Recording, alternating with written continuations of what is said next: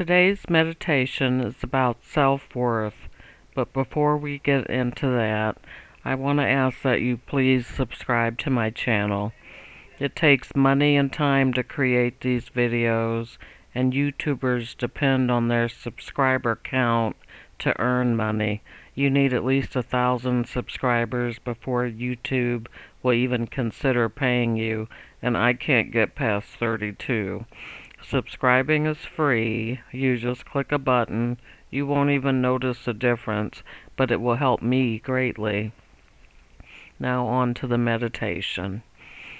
So some of us were raised to feel like winners. We were praised and encouraged, applauded and forgiven. Some of us, on the other hand, were picked at, criticized, constantly put in our place when we seemed too confident, and just generally cut off at the knees. For those of us in that category, it can be so hard to manifest things that seem too good for us.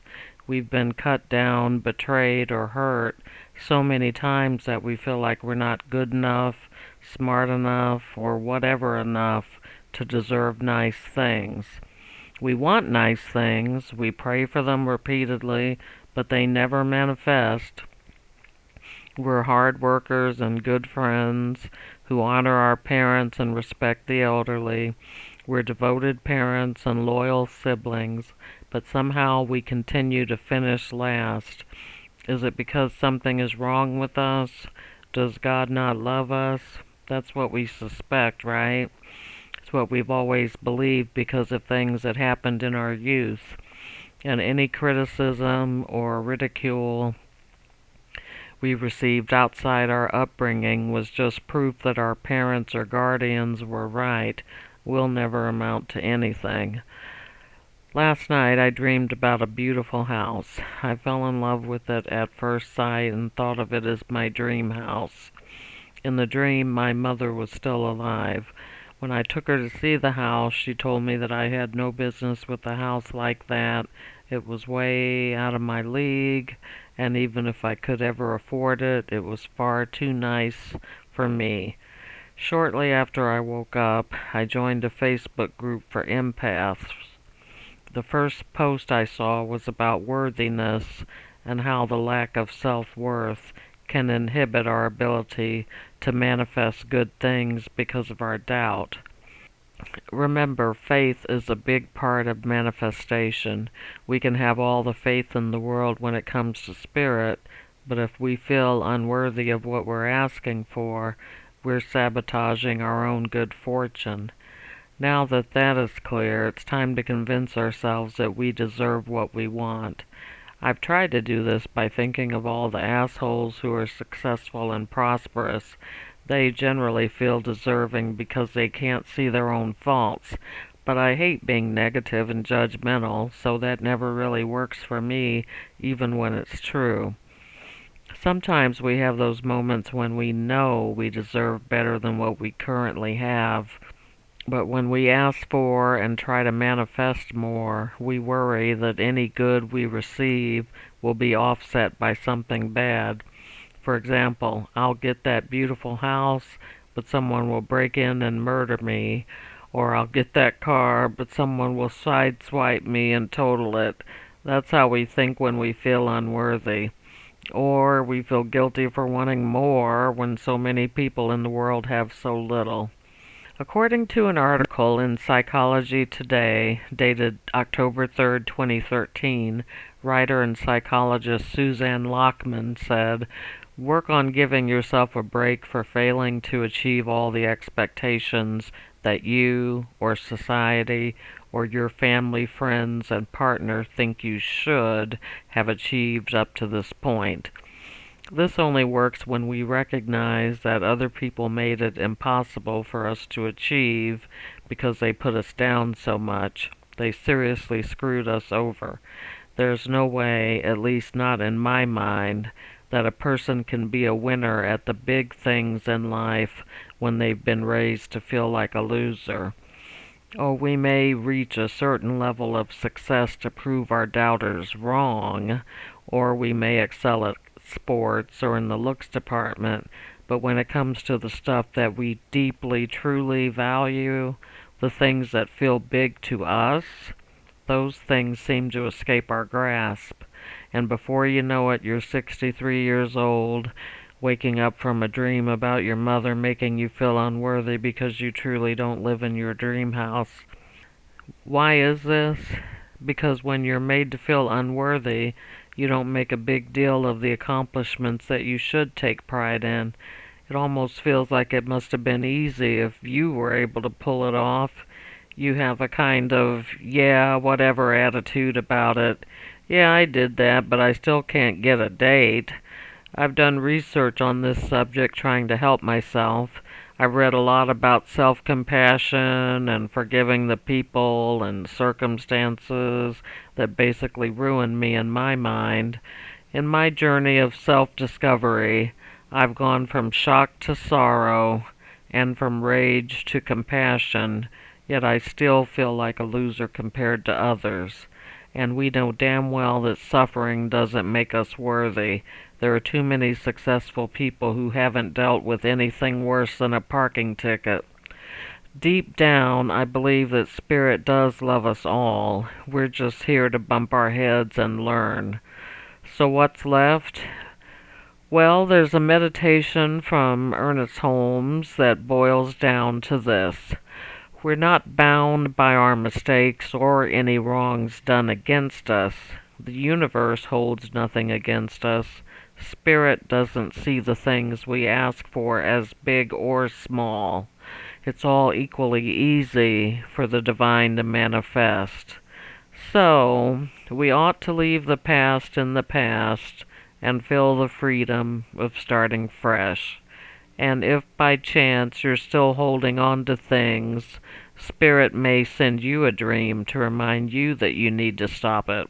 Meditation opens us up to be guided by right action and to be healed inside and out by the Spirit that dwells in us and flows more freely when we meditate. Plus, when we meditate, we can't think about our failures. So on that note, relax and make yourself comfortable. Breathe deeply, slowly. Close your eyes.